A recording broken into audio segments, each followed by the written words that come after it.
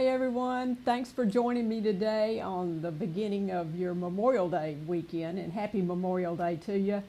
And such a great holiday to remember all those who gave their life for our freedom. So don't forget to reflect on that for a few minutes during your hamburgers and your cookouts. So I'm going to talk to you today about how to beat burnout. We're going to talk about beating burnout in real estate, but I guess every business, every job has got a burnout clause.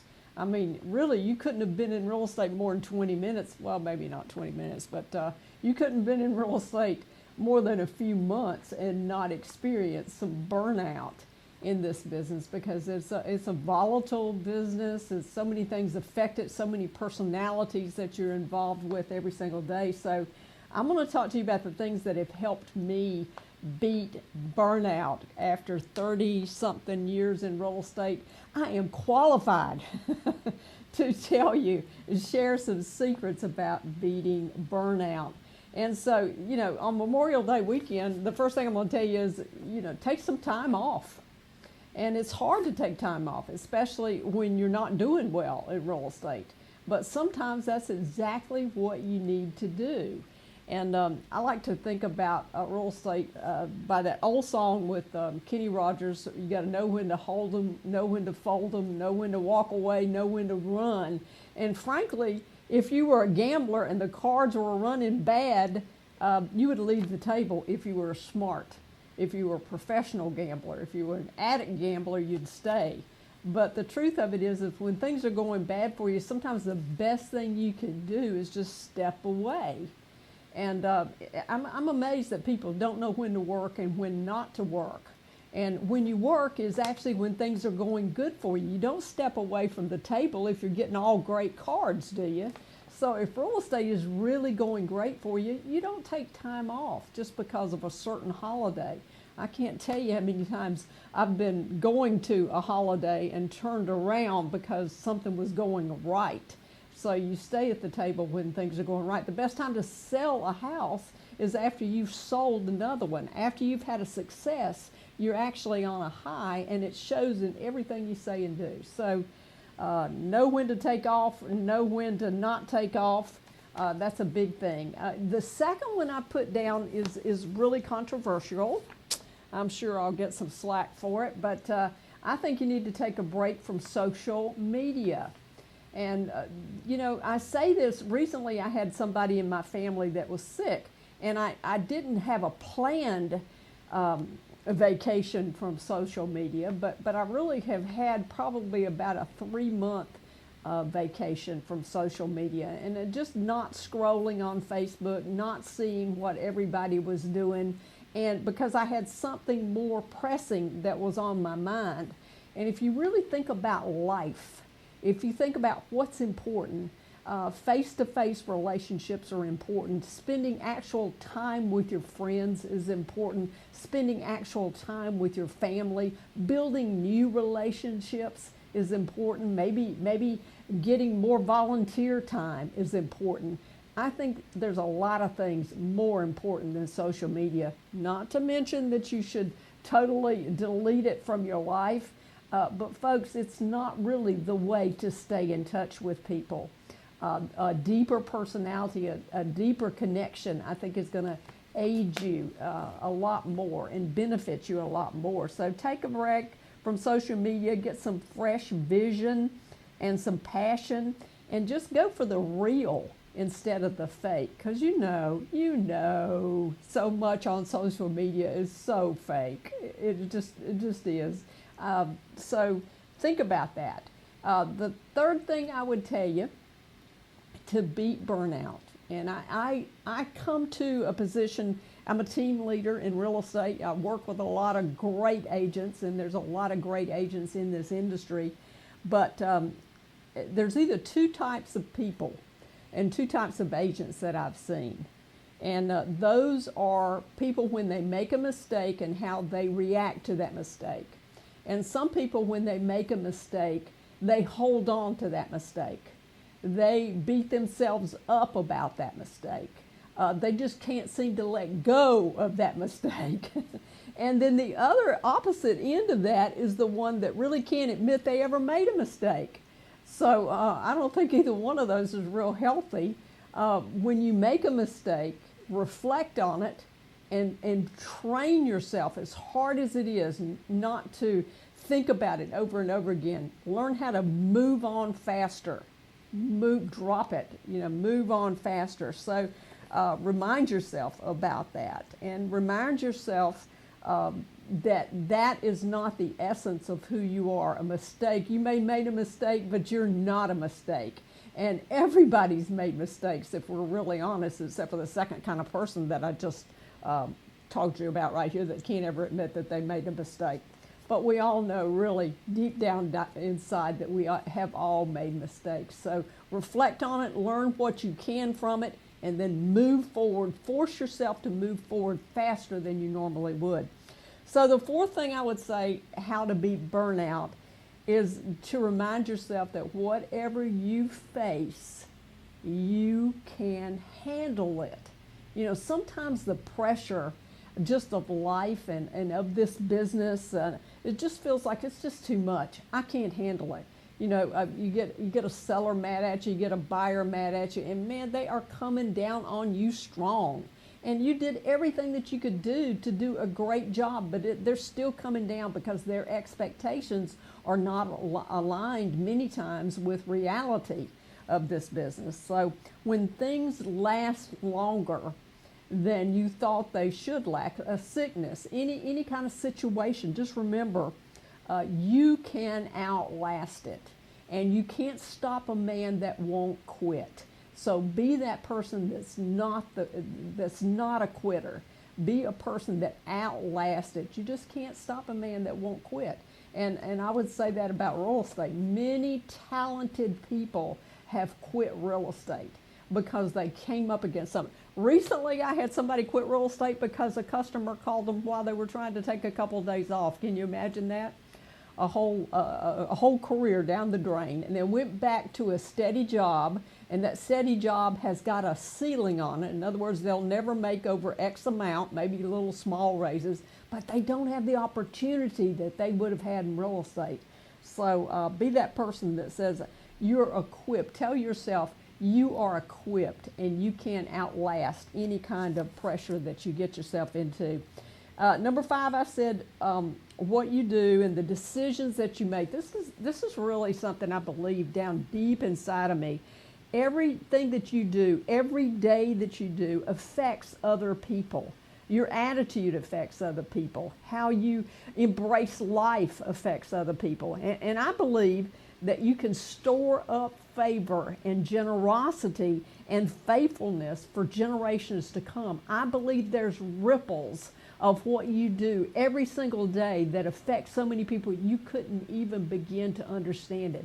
I worked for a man one time that said, have you ever noticed that when you throw a pebble into a lake, let's say not a lake that's bumpy or real smooth lake, you throw a pebble into a lake, and what you'll see is the ripples that come. No matter how small the pebble is, you'll see ripples that come all the way back to where you are from where you threw the pebble. But what you don't see is the undercurrent. And in life, there is an undercurrent from that pebble that goes all the way back to the pebble. So I really just can't explain this to you with enough gravity. I'd like to. I just want you to know that you can affect other people by what you do today and how you react. Of course you affect your family. I believe you can pass it down for generations. I believe your life matters. But I also believe that you can pass down dysfunction and bitterness and mediocrity. If I didn't believe this, I wouldn't understand that there are more people in this country that have gone from absolute poverty to be financially secure than there has been people that came from what I call mediocrity to rich. So think about that. That's really something important for you to know, that you affect many more people and many more generations than you think you're going to affect. Your life matters. So the next thing I would tell you is how to beat that burnout is just to get really in touch with your tongue, your spoken word. You know, the helm of a ship is a very small thing, but it steers this huge, huge boat, this huge yacht. And you have control over your spoken word. You have total control over something that is so important. I can't even begin to tell you how important it is to your children, to yourself, to your future, everything about you, your finances. Your spoken word matters. So what you say, you can steer yourself towards defeat, or you can steer yourself towards prosperity and blessing. So get lined up with people who use their influence to take you to a higher place than you currently are. Get involved with those people. Get to know those people that want to mentor you, that see the best in you. And be deaf to people that are naysayers, to people that are critics, and to people who are discouraging people, who discourage you from your dreams. And sometimes, unfortunately, those people are in your family. So you got to put a deaf ear to them with a smile on your face if they're your family. So number 7 I put is believe and program yourself that the best is always yet to come. You know, one of my dear mentors in my life said, old is always 15 years older than you are. And you have got to believe that your best day has not come yet, that it is in front of you. You've got to live with a positive expectation of what can happen in your life, of what you can achieve in your life, and how you can help others in your life. So the best position, the best relationships, the best in your finances, the best in your health is yet to come. And you must believe that. You must program yourself and train your brain for a positive expectation out of every day. You know, I tell agents all the time, if you come in the office with an attitude of today, I'm going to make something happen, and nothing's happening, but if you come in the office with that attitude, you will make something happen because of the force, because of the power that you actually have. So that was my number 7. Number 10, I said, learn to drop it like it's hot. I think I talked a little bit about this in a further, but in one of my other points, but never live with a victim mentality. It just doesn't do you any good. You can have a bad day. And my mentor again said, you can have a bad day. And when you have a bad day, you can think about quitting. And you just, that day you dedicate it to, or I'm going to dedicate today until 1 o'clock till just feeling miserable and feeling like I want to quit. And then at 1 o'clock, I'm not going to feel that way anymore. I'm going to drop it and I'm going to move forward because this is really important. You just don't want to indulge in a victim mentality. And you got to take the hand that you're dealt with and make the very best out of it. If you really be honest with yourself, you can think of people that have had very few assets. Very few, they didn't come from a great family. They didn't have a great family life. They certainly didn't come from wealth. They weren't a trust fund baby. They didn't have the sphere of influence. They weren't a judge's wife. They didn't have influence in the community, and yet they made it. Now, how did they do that? They made it because of what was inside them, and what's inside you is so valuable that you have to be around people who want you to excel and bring that out in you. So that's what I said for number 8, drop it like it's hot, all the negativity, and never have that victim mentality. And then number 9, I said, is really be ready for the unusual. Just expect something good to happen. I'm mentioning that, but destiny moments don't happen on a normal schedule. That's the reason your head has to wrap around something good can happen in any turn of the day, in the next 15 minutes. So your attitude has to be open and ready for the unusual to happen. Oh, this is it. this is my moment. Embrace it. And it usually doesn't happen if you've got a sour attitude. It does happen if you've got a smile in your face, on your face, and a song in your heart, and you're just joyous. And so cultivate joy in your life. And then the last thing I put about how to beat burnout is just to learn how to rest and not worry. You know, worry. Listen, I've been in real estate for 30 plus years. I was a single parent with 3 kids. Believe me, worry was my middle name.